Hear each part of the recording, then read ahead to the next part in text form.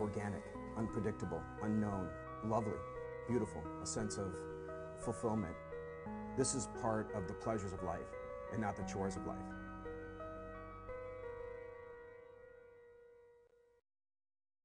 Coming up on Daily Iowan TV, learn how you can engage with your student government this week. And find out how refugees in Iowa come together on the University of Iowa campus. And in sports, we're heading back to the Garden to wrap up yet another Iowa Hoops season. All that and much more is coming your way. Daily Iowan TV starts now. I'm Tom Brokaw. For more than 100 years now, the University of Iowa community has been waking up to the Daily Iowan. Today, it's the largest newsroom in eastern Iowa. And now you can see the news every night on Daily Iowan TV and get it anytime worldwide at dailyiowan.com.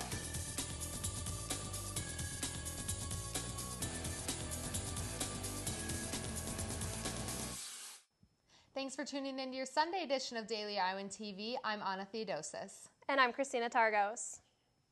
Sunday marks the last day of the 8th annual Mission Creek Festival in Iowa City. This festival brought together approximately 100 bands, 100 riders, and 22 venues, and will end tonight with the last act, Deerhoof, performing at the Mill. This festival was created by California native Jeff Ray, who wanted to create a festival that would highlight emerging and underground artists. Go to dailyiowan.com to see a multimedia piece about the festival. This weekend, the University of Iowa hosted the first conference that brought together refugees and supporters to talk about issues as well as celebrate their cultures. Daily Iowan TV's Megan Tickner has the story. The University of Iowa hosted the Refugees in the Heartland Conference April 4th through the 7th. A cultural fair took place Thursday in the Old Capitol Museum, which featured live music, dancing, and booths for the public to learn about different cultures. This is a conference that brings together refugee leaders, service providers, volunteers, people who have resettled refugees in their communities together to talk about what it means to be a refugee, what the refugee experience in the Midwest is. Throughout the event, refugees spoke about their personal experiences. Many mentioned that Iowa was the best choice for them because of the friendly atmosphere and people that lived here. A variety of speakers also came to discuss current international issues. Ambassador Kenneth Quinn gave the keynote address and shared stories about his diplomatic career. On Saturday, children's activities were located at the Iowa City Public Library, where kids were taught a variety of games and songs from other countries. This event was just sort of to make it this topic more personal and more fun for the kids. So we had a great band, Beats from the Gold Coast come and drum. The kids got really into it and got to dress up and dance. We had Carol Spalding Cruz read from her book Zachary's Bridge, which is all about children's experience of coming to Iowa from all over the world, which was really cool. The 3-day event was an overall success, and officials said that they are looking forward to hosting another conference in the future. Megan Tickner, Daily Iowan TV. Iowa's government has been working to help resettle refugees since 1975. The University of Iowa student government vice presidential debates will be held on Monday at 7 p.m. in the IMU. Toga Party candidate Jasna Dash will be debating House Party candidate Jack Cumming.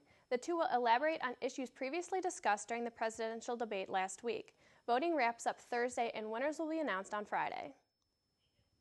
And now let's take a look at what news is going on outside of Iowa.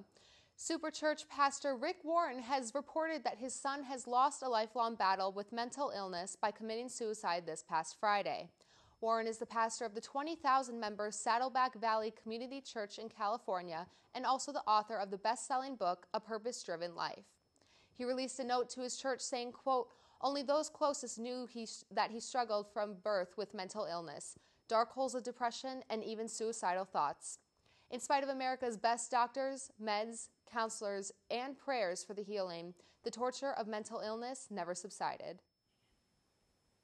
On Saturday, 6 Americans were killed by the Taliban terrorists, making it the deadliest day for Americans in Afghanistan since August 16th of last year. One American killed was U.S. diplomat 25-year-old Anna Smedinghoff an Illinois native who U.S. Secretary of State John Kerry described as selfless and idealistic. Also among the fallen were 3 U.S. service members, a civilian, and a doctor.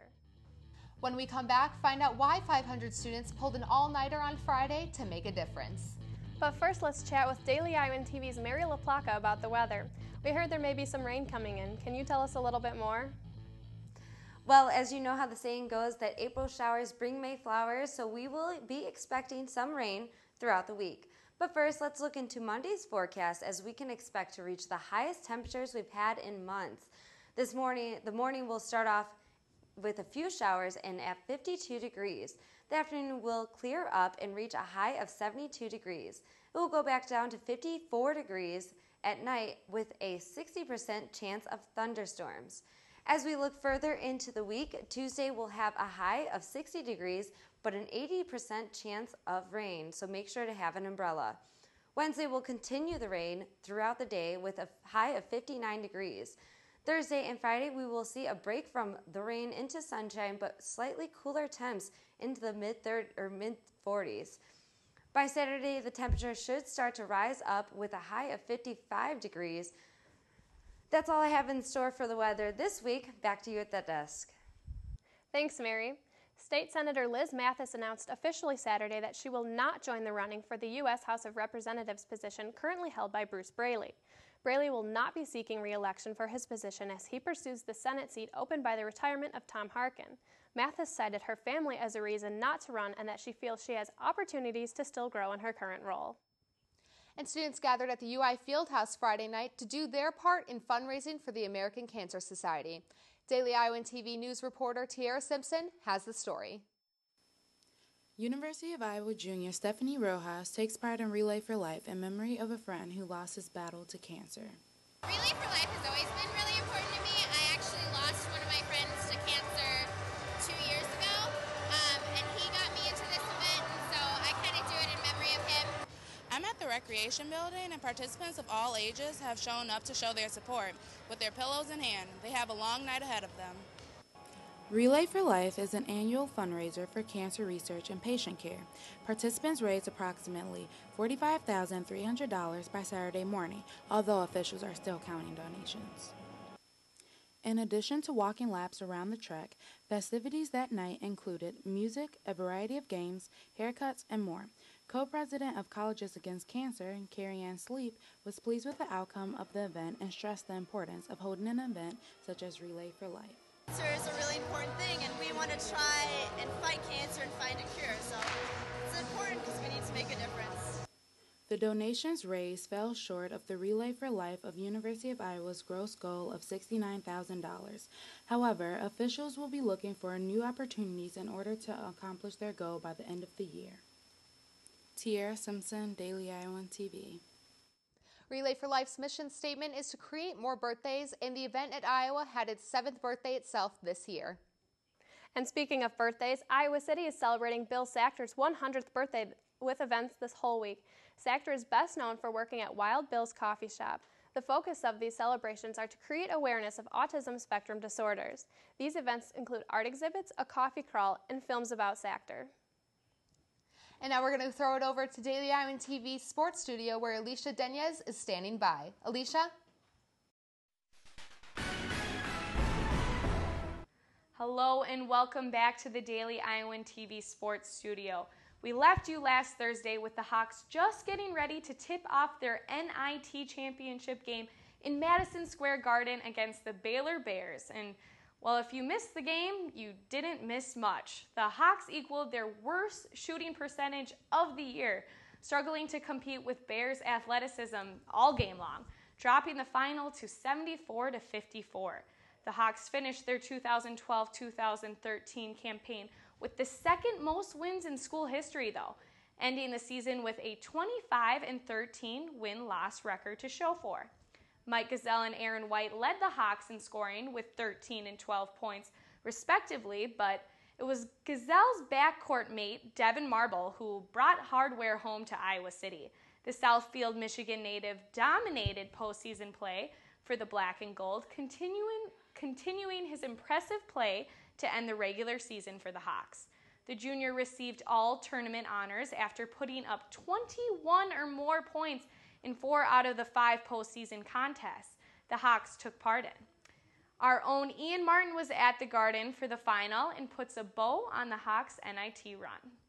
Well, that'll do it for the 2012-13 Iowa basketball season. Just 4 years removed from a 10-win season, the worst in Iowa basketball history, the Hawkeyes ended their year in the Garden. Iowa head coach Fran McCaffrey said he hopes everybody remembers that they had 25 wins this year and that next year looks even brighter. From Madison Square Garden, Ian Martin, Daily Iowan TV. While the disappointment of coming 1 win short of a championship may sting, next year's Hoops team may be a historic one if you simply look at the facts. Curious? Daily Iowan TV Sports' Josh Bolander has more. In an era of one-and-dones, the Iowa men's basketball team will be in the NCAA tournament next season, not because of their talent, but rather their continuity. Forget about Baylor, Hawk fans. You can book it. I guarantee it. It's a lock. While the experience of competing in New York City on the grandest of stages at Madison Square Garden may have been the logical next step for the program, Fran McCaffrey's developmental system has the black and gold poised to not just compete in the nation's toughest conference next year, but ultimately, they have an outside shot of winning it. I know it seems outlandish and almost ludicrous to think a program just a few years removed from a 10-win season could turn things around this quickly. But when you begin to look at the facts and figures, the idea of Iowa competing in the upper echelon of the Big Ten is not all that unrealistic. The Hawks returned their top 5 scorers from this year's campaign. Ohio State and Michigan, the only other 2 schools in the conference that can say that, have potential NBA lottery picks that have yet to make their decisions to bolt for the league or stay in school. In continuing to fuel expectations, the Black and Gold have more players with starting experience coming back to school, with 8 than any other program in the Big Ten. Devin Marble, Aaron White, Mike Gasell, Adam Woodbury, Zach McCabe, Anthony Clemens, Melson Basabi, and Josh Oglesby all returned to give the Hawks an advantage in which many other schools simply can't compete with. The one knock you could make on the team was its lack of a go-to scorer, which is fair considering its best player scored just 2 points in 2 consecutive conference losses earlier this year. Devin Marble had done everything in his power to dismiss that, though, dominating postseason play until Thursday night after averaging just under 19 points a game in the Black and Gold's final 9 regular season contests. Either way you look at it, next year should be fun. Even the valuable minutes of senior Eric May will be gobbled up by 2 of the last 3 Iowa Mr. Basketballs in Wisconsin transfer Jared Utoff and incoming freshman Peter Jock. Everything is set for Fran's boys this time. Only one question remains. How will the Hunters respond to becoming the Hunted in 2014? Josh Bolander, Daily Iowan TV Sports. Basketball may be over, but spring sports are just getting into the swing of things. A whole lot more on some of Iowa's Olympic sports coming tomorrow, but a few quick updates from the Diamond before we get you out of here. Iowa softball fell 3-2 this afternoon to a pretty impressive Nebraska squad ranked in the top 25 nationally. The Hawks' Kayla Massey taking to last in that one. Iowa baseball did manage to salvage a tough weekend, winning their final game of their weekend series with the Huskers 6-5.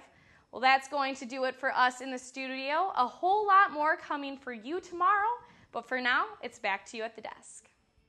And only with Daily Iowan TV can you get a sneak peek at Monday's edition of the Daily Iowan. Read about how the Asian Pacific American Cultural Center has grown as they celebrate their 10th anniversary. Plus, find out the details of a petition that one group is pushing to try to change the Board of Supervisors elections from at-large to district voting. That's your latest edition of Daily Iowan TV. Be sure to check us out tomorrow or anytime online at dailyiowan.com. Thanks for watching and have a great night.